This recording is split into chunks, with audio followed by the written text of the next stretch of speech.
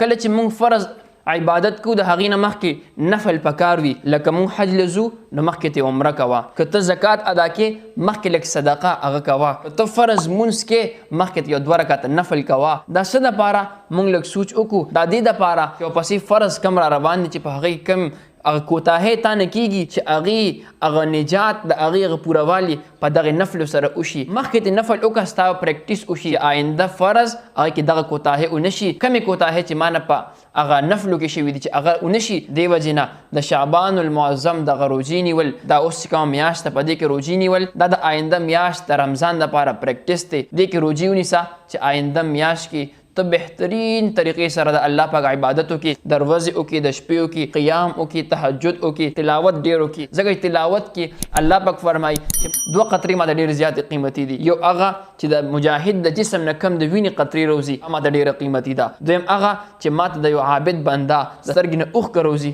ماته ډېره قیمتي ده.